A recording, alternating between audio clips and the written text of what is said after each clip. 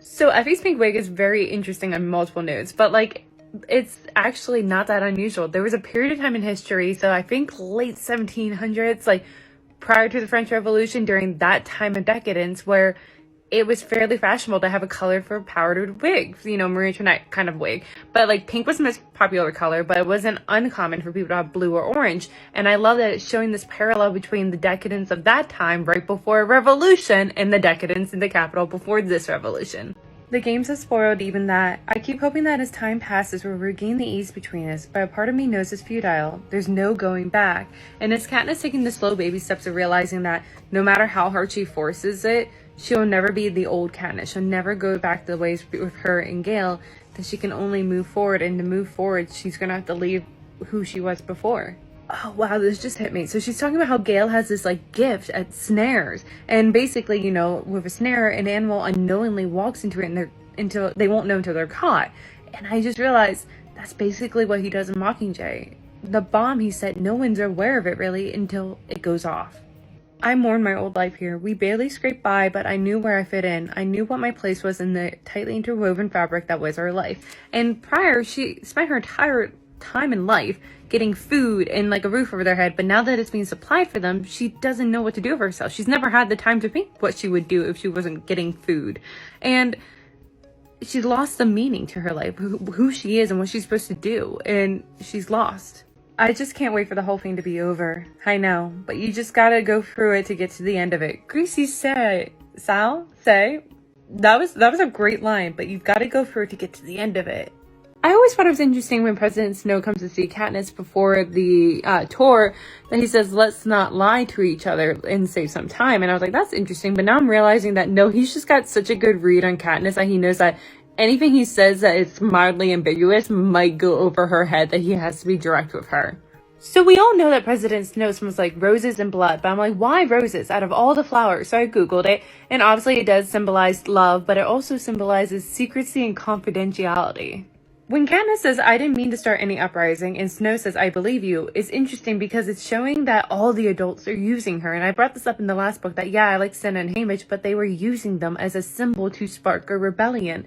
And Snow is smart enough to see that, yeah, she has nothing behind it, but he's going to equally use her to, you know, smother this spark.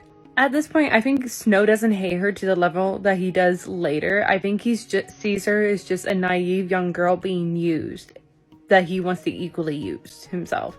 Wait, why does Gale smell like oranges? Because oranges are rare in District 12. She talked about how it was a special occasion when her father got it one Christmas. And so you would think it's not common enough for him to even make like a soap out of it. So why does he smell like oranges? So similar to the roses, I want to know why specifically Suzanne Collins wanted to point out that the cookie that Katniss is crumbling has a painted tiger lily on it. Like, why tiger lily? It's supposed to symbolize confidence and pride, and I think it's supposed to show that Katniss's confidence has been rocked right now. This with Katniss saying here how since she's gotten home, she's been trying to do little things like asking her mother to help in little ways instead of brushing off any, like, you know, offers of aid. And it's like such a cute way of showing how Katniss has grown since the Hunger Games, how she's less independent and willing to accept help.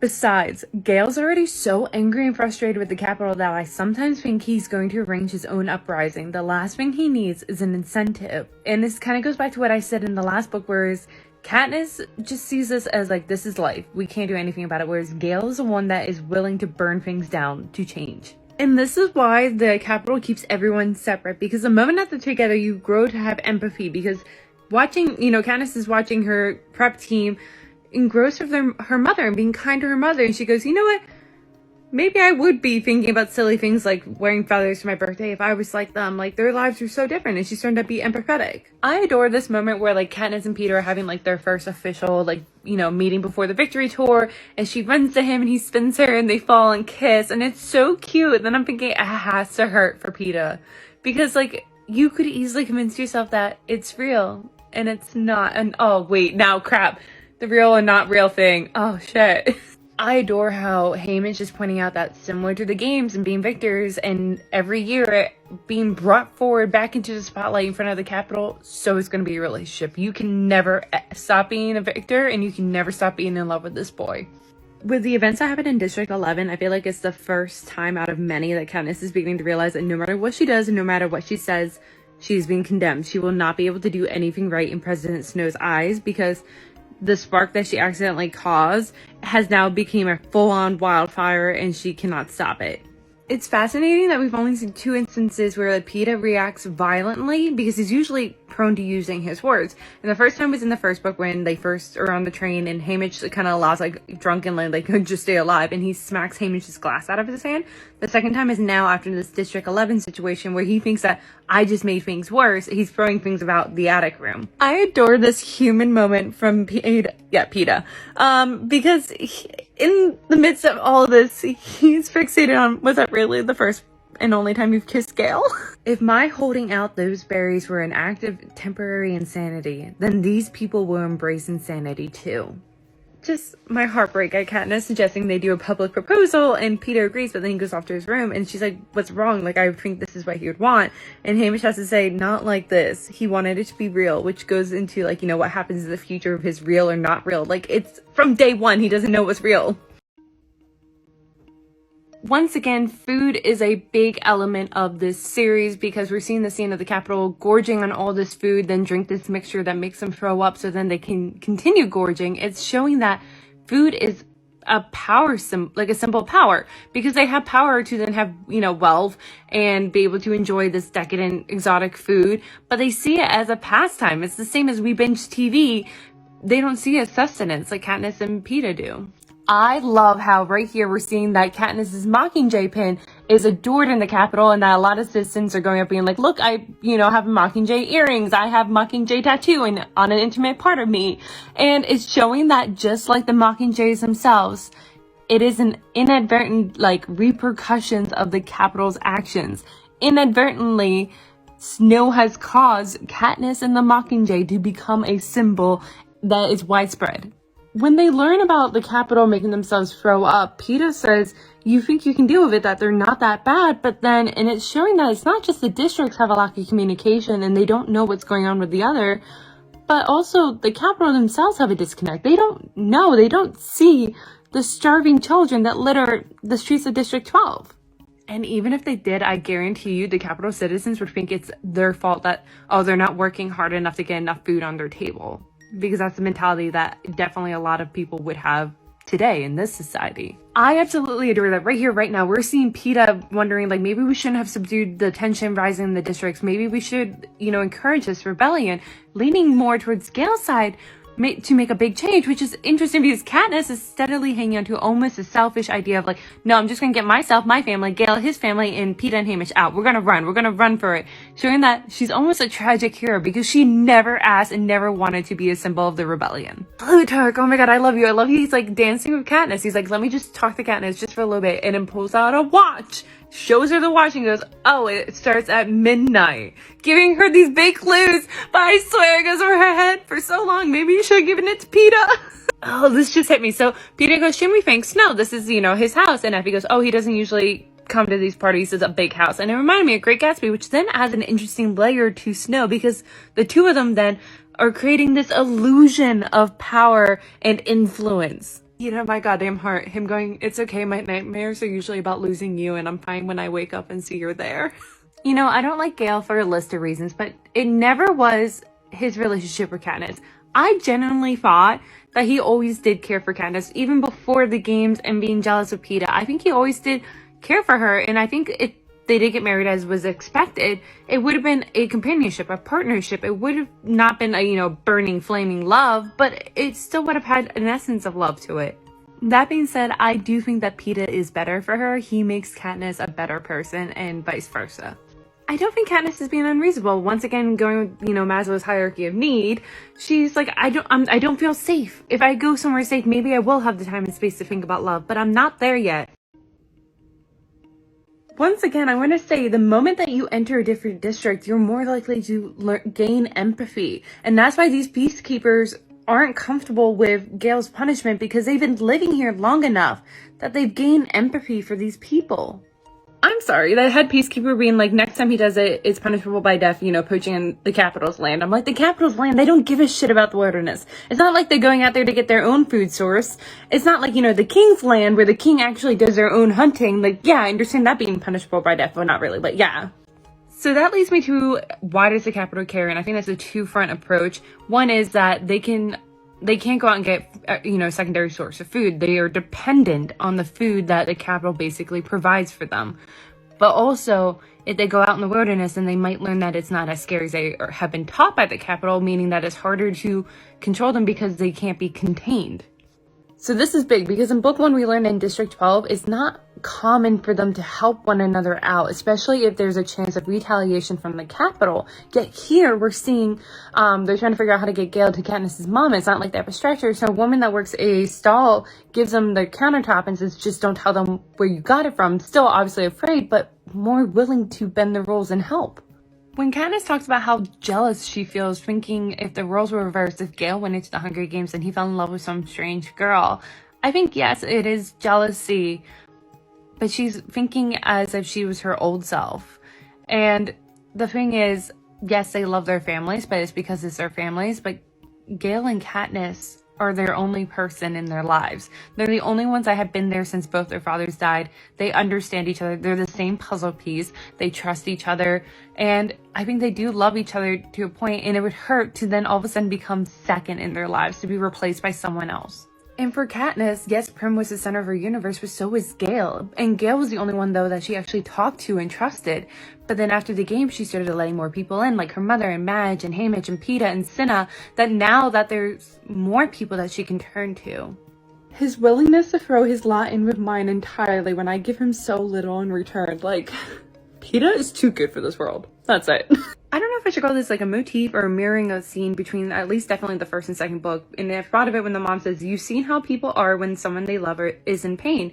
She did it when Peeta was hurt in the first game, especially after they got picked up and he was, being operated on and she wasn't allowed to follow him in. She was screaming and yelling. She did it again, obviously, when Gale is injured. She yelled at her mom, and I know she's going to do it again to Finnick when Peeta almost dies. The thing about Gale and Peeta that I think people forget is that you are capable of being in love with more than one person throughout your life. However, for Katniss, it's deciding what she wants her future to look like, because which guy she picks is going to dictate that. And I think the reason why it's hard for Katniss to pick Peeta is because he's the new unknown version of herself, and it's easy to fall back on your old ways.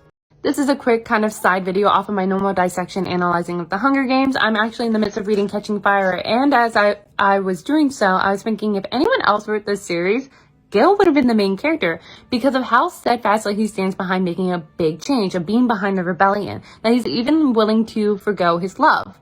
And it reminded me of like Mare from the Red Queen series, because she would choose her cause over her love. That, yes, both of them are annoyed when their love interest doesn't side with them, but if it came down to it, they would have chosen their cause. And it also reminded me how I keep seeing videos of people saying that, oh, they love the Hunger Games, and the message behind it being one person can spark a change. And I don't think that's Suzanne Collins' message. I think if that was, she would have made Gale the main character. She would have done the Chosen One trope. But she didn't. She was trying to show that it's a collective community coming together, finally having enough of the repression and deciding that they're going to fight back. And you can see it also with Katniss, because she's a reluctant symbol. She never would have been involved with the rebellion. She just wanted to keep herself and her family safe. And if, she didn't volunteer in the Hunger Games, if it was Prim would have been the symbol, because I think things were already in the works long before Katniss volunteered. They just got lucky that Katniss did, that she ended up being a good symbol for the cause. But when it came down to it, Katniss didn't really do much for the rebellion. She wasn't on the front lines that often. Her most involvement was media involvement. She was just a symbol to, encourage and keep everyone kind of together, making a community a cause. But she didn't really do much. It was actually all the work in the rebellion was done in the background by other people, and it wasn't done overnight the minute that Katniss volunteered or became the symbol. It was, the groundwork was being laid over the years. And it's showing that, yeah, you can have someone like Katniss being the spark that ignites the bomb, but in reality, it doesn't happen all at once. You need people, the community, to slowly be coming together, building up this chain, making the trail of gunpowder to the bomb. And it's showing that you need the community to come together. It's a collectiveness. It's not one person that makes a huge difference. These two girls that Katniss comes across in the woods and hold out a cracker like bread with the symbol of the Mockingjay is amazing, because I love it's not just the Mockingjay, which is, Katniss's symbol, but it's made into a bread like, product, which is pitas. It's a combination of the two of them. I wonder if District 14 is supposed to represent like America, especially in the early days. That symbol of hope that you're willing to risk potentially death to get to it, because you think it's going to be better, not realizing that it's not much different from what you escaped from. I don't know if Katniss realizes just yet how great a team of people she has surrounding her, because they all see like 2 peacekeepers being here does not bode well. And so they all just start lying, covering for her without being asked, and knowing that like if they get caught, they're all going under. Okay, can we quickly just talk about the scene? Because I love that while like they're trying to get the peacekeepers off their scent, Peeta pulls her into a hug and she makes a noise and tries to play it off as like indignation, but Peeta knows her so well. He knows that it's a sound like that she's hurt, and he's so concerned.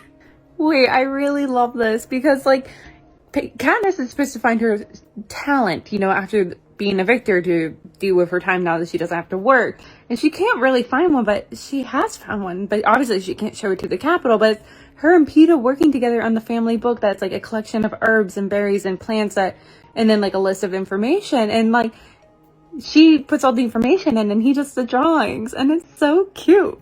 Oh, what a deliberate choice of wording from President Snow when he's talking about the different quarter quells. He says, on the 25th anniversary, as a reminder to the rebels that their children were dying because of their choices to initiate violence, every district was made to hold an election and vote on the tributes who would represent it. Once again, how deliberate of Snow, not only just the wording, but the idea, because I guarantee you this was not the original 75th quarter quell idea. I guarantee you he put this in recently, because he says, as a reminder to the rebels that even the strongest among them cannot overcome the power of the Capitol, aka, you think your victors are the strongest ones? You think one of them's your symbol? Oh, I still have the power to put them in this game and take them out. But also, the whole point of becoming a victor is that you get to live in peace for the rest of your life. And what Snow is doing is basically saying, you guys lost this privilege by what you're doing, a little brewing of a rebellion. You lost this potential privilege. I absolutely adore that Katniss, when something bad is thrown her way, reverts back to her old kind of true self, which is inherently selfish. She runs to the woods and is only stopped because the fence is electrified. Like, she doesn't even think about her mom or her sister in that moment. And then hides in the basement of an abandoned Victor's Village house, screaming. It's not until much later that she goes to visit Haymitch, where Peeta's already gone to see him. It's interesting to see that Katniss, if she didn't have Peeta, she would have turned into Haymitch. She probably would have turned into a drunk over the years as she was forced to mentor the other District 12 victors. But Peeta's the one that's pulling them up, being like, we're not going to be drunks, we're going to train because I have a game plan. What I wouldn't give to be able to like read or watch like Haymitch's games, like the 50 of Hunger games. Yet I know I am ironically just like the Capitol citizens, finding entertainment out of his pain and suffering. Just like in Katniss and Peeta's Hunger Games and Haymitch's, everything is artificial, the entire environment, but it's deceiving because it's beautiful, it smells amazing, yet everything is poisonous. The air, the water, the food, the only thing that you can drink is rainwater and eat is the cornucopia food. I think it's also supposed to be, I believe, a metaphor where like everything's beautiful on the outside but poisonous on the inside, just kind of like, oh, you get to be a victor and live in the victor's village and basically be almost equivalent to your capital and live this gorgeous life, but yet it's poison on the inside. It's, you went through all this pain and suffering, and then later in this book we learn what it's actually like for the victors who survive. While I enjoyed learning about Haymitch's game, I was trying to figure out what was the importance of showing this. Why show it? And I think part of it is foreshadowing, showing how like Haymitch was able to use the arena against, as a weapon against the Capitol. But also showing that there's a force field containing them, and this is going to be important during their games. But also, I feel like it's kind of a motif, this containment. It's almost like there's a glass wall surrounding them that they don't see, and it's similar to like District 12 being contained within the fence. And obviously you gotta break free, even if the risk of punishment and death is hovering there, it's worth it, and that's what they're trying to show, being a parallel to the rebellion. Senna, I adore you, because in the first games he made her as legitimately as possible the girl on fire. She was like a meteor, bright and glaring, changing the color of the sky. This year he made her an ember, holding the heat, holding the potential of being another inferno. Once again, this is showing that Snow's intention for these games is backfiring. Not only is the Capitol upset that they're going to be losing some of their favorite celebrities, but also instead of normally where the tributes are keeping within their own districts, staying close to their chariots, they're all intermingling, breaking down these invisible barriers separating each district. It's Finnick giving me slight Achilles vibes. Shit, this line. So she's talking to Finnick and she says for some reason, all I can think of is old Cray salivating over some poor starving young woman. And the thing is, you have the roles reversed. He's not Cray. He's the poor starving young woman. Again, Katniss, she's trying to be a smartass, but little does she know, she says to Finnick, then how do they pay you for the pleasure of your company? Thinking he's just being a cocky asshole, but really? I love that even though there's no reason they're not on camera anymore for them to be holding hands, her and Peeta, she still holds his hand. Not me tearing up over how cute Peeta is, because he's like, well, yeah, but I mean, for the Capitol, you're pure. For me, you're perfect. Snow's beginning to be afraid of Katniss and the potential of her actually winning the games again and the power she could gain out of that. So he's trying to throw her off kilter, make sure she doesn't go into the games with the right headspace by having Darius as an AVOX, and the thing that happens is Sin a little bit later. But also, it's him trying to, show her I still have power, and it's him kind of peacocking a little bit, like being forced for being like, look what I can do. Chink in the armor, the little corner in the force field, is kind of like the Capitol's Achilles heel. When Katniss says, and a lot of them are so damaged that my natural instinct would be to protect them, but all of them must die if I'm to save Peeta, and it's kind of like the Charlie experiment, only Katniss is still inherently selfish, so her choice when it comes to the Charlie experiment would be to save the one. Again, there are so many moments where they're not on camera, they're not in front of people, yet her and Peeta continue to hold hands. And I think it's supposed to symbolize that he's her lifeline and she's his, that they need to cling to each other or else they would fall into like a deep, dark pit of despair. Because I guess I'm nitpicking now, I was wondering, why did Plutarch crush a peach after Katniss is showing to the game makers? Why a peach out of everything? And the symbolism behind peaches is immortality and longevity. And that didn't make, obvious sense. It wasn't like something obvious. But then I was thinking how peaches have such delicate skin, making it easy to crush. So I wonder if it's supposed to symbolize the government and its delicate balance of power, and now that its days are numbers because it's about to be crushed. Peeta! They're only talking, realizing, I think Snow is definitely going to make sure we die in this arena. They both agree on this. And Katniss says, what do you want to do with the last couple of days? And he says, I just want to spend every possible minute of the rest of my life with you. Sure. Oh my god, it's like the cave scene all over again. In the midst of all this death and destruction, there was a pause. I take a pause where it's just the two of them playing almost house. A glimpse of what their future could look like, with the two of them sitting up on the roof of the tribute tower with blankets and food, having a picnic, and she's weaving with the vines, and he's drawing her, and it's, I really love that when Katniss walks in with all the other tributes waiting for the interviews, and she's in her wedding dress that Snow's making her wear. Everyone falls silent and glares, and she thinks that they're jealous or whatever, and then realizes with Finnick, they're all angry for her. They're like, how dare they put you in this? Not only do I love that all the victors are basically talking during the interviews, bragging on how bullshit this quarter quell is, but I love when Cedar says, back in District 11, we think that Snow's all powerful. If he is, why isn't he changing the quarter quell, putting the seat down in the Capitol? You know what? One scene from the entire trilogy that lives rent-free in my mind that I think about weirdly often, and it's not when Katniss volunteers to be tribute. No. It's when Peeta says, if it wasn't for the baby. I don't know why. That just is so ingrained in my head. Maybe this year he has only lit the fuse on a bomb that the victors themselves have been building, hoping someone would be able to detonate it. Perhaps thinking it would be me in my bridal gown, not knowing how much I rely on Cinna's talents, whereas Peeta needs nothing more than his wits.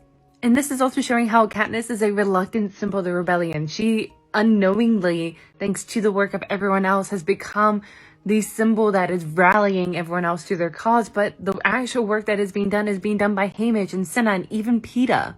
That being said, she does accidentally do things that helps the cause, but is never done intentionally. It's usually done for other reasons. I just want to reiterate the fact that if Katniss wasn't in the Hunger Games, someone else would have been the symbol for the rebellion, because Plutarch hints at that, saying that arenas aren't made overnight. It takes years. So they've been planning this particular arena for years. They didn't know exactly what was going to happen, what exactly they were going to do. I don't even know if they knew exactly that this is what the 75th was going to look like, but they knew that they were going to do something with it. I don't know what this says about me, because initially when Finnick goes, you know, no one here, none of the victors are here by chance, except for maybe Peeta. And I'm like, whoa, low blow. But then Katniss thinks about it, it's like, no, like, me and Finnick, it didn't take us long to kill people already. Whereas if Peeta was there, he would have negotiated first, at least.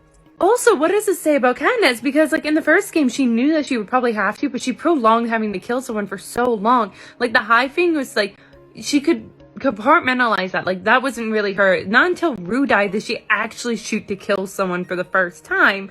And, like, meanwhile, here, it was seconds in that she already did. Like, she knows that she was shooting to kill. Yes, I am tearing up at this emotional scene of Peeta basically dying and coming back to life thanks to Finnick. But I do want to bring up how it's the near-death experiences that are forcing Katniss to really evaluate her emotion, like her feelings. Like when Gale was whipped and now with Peeta basically dead, is her realizing that I can't live without them. But I think it's Peeta more. She realizes I can't live without Peeta more. I love this because it's such a Katniss response that she's grateful for Finnick, for bringing back Peeta, but she hates him more now because now she can't kill him in his sleep. Okay, I really like that Finnick is the new Peeta, because remember in the first games, she assumed that Peeta was speaking the exact same way as she is, that everyone is like the opponent, the villain. She's doing the exact same thing to Finnick right now. She's like, why would he do that? Why isn't he not trying to kill me? Isn't he my opponent? Once again, we're seeing Peeta's definitely not meant for the games. He is not meant to survive these kind of situations. However, I think he would have made an amazing mentor. Like, he would have definitely been able to get them sponsors and talk up and do all these great things and encourage the, like, tributes. So we know that Katniss has decided that Peeta's the one that's going to live, and she's willing to sacrifice herself if it means that he does. And she thinks she's alone, that only she alone can make sure he lives. However, there's been at least 3 instances so far where, like, Peeta hasn't nearly died or has died, but others have stepped in, like Finnick bringing him back to life, Mag sacrificing herself, and now with the monkeys, District 6 Morphling stepping in and being attacked by the monkey instead of Peeta, showing that Katniss is not alone, that others are willing to help. Okay, I love how, just like for Katniss, Suzanne Collins has made every death we've seen so far in this book hurt so much more. Like, unlike in the other book, like, we felt so distant, just like how Katniss felt distant from them besides Rue. Not this time. Finnick cracking jokes and then him turning to Katniss being like, no, we should wake Peeta up together and scare him. It's just like reminding us that he's only 24. He's still so young. Like, of course he's making stupid jokes like that. So I was thinking about this morning, Catching Fire and the Hunger Games, the games portion, take up less than a third of the book. And I think it's supposed to reflect how, depending on the year, the games take, at minimum a couple days. And then there are a few years where it could take a couple weeks. But at minimum, there's 9 months of the year where the games are not occurring, but yet they are still feeling the pressure and the threat of it. Like, they cannot escape thinking about the Hunger Games. And it's the same throughout their entire lifetime. Like, it's only 6 years that they had the potential of being drawn, yet they're being terrorized and threatened and afraid of it, leading up. And then even afterwards, they can't escape thinking about the Hunger Games. And I think the book's trying to show, like, the games aren't the important thing. They aren't the worst thing. Well, they're terrible, but they're not the worst thing. It's the threat of the games is the most terrorizing worst thing. It's the threat of them. The tone of Katniss's thoughts this year in this games are completely different than the previous years, because in this year's, most of her thoughts are consumed with how am I going to unalive these other people, and less on the survival. Whereas the previous year, it was, every now and then she would think about unaliving people, especially after she got her bow and arrow, but was more focused on thinking about just surviving. I love Katniss is trying to figure out, why are the other tributes besides obviously the careers trying to, keep Peeta alive, sacrifice themselves for him. And she's then realizes, and then I think of it, what Peeta can do so much better than the rest of us. He can use words. He obliterated the rest of the field at both interviews, and maybe it's because of that underlying goodness that he can move a crowd, no, a country, to his side with the turn of a simple sentence. That Peeta's tongue would have a far greater power against the Capitol than any physical strength the rest of us could claim. Not me crying at Peeta basically saying, you're my whole life, I would never be happy if, I'm the one that lives and you don't. But then he's like, no one needs me, and then she says, I do. I need you. This line, as coal pressured into pearls by our weighty existence, beauty that arose out of pain. And I think it's such a great analogy for this entire series. I point out that once again, just like in the last games, all the adults know what the plans are, except for Peeta and Katniss. They're treating them once again like kids, being like, oh, no, the adults got it. Just, you go in there and be the figurehead. The worst part about this is that Peeta saw that Haymitch was going to lie to one of them, and that he and the others deemed Katniss more valuable than Peeta, whereas Peeta truly is the more valuable one to have for a rebellion, because his words could definitely do a lot more than what Katniss can do. And, like, yeah, the fact that he's not the one chosen to be the symbol. That ending was fun. Yep, so can't wait to see you guys for book 3. I'm excited to dissect that one.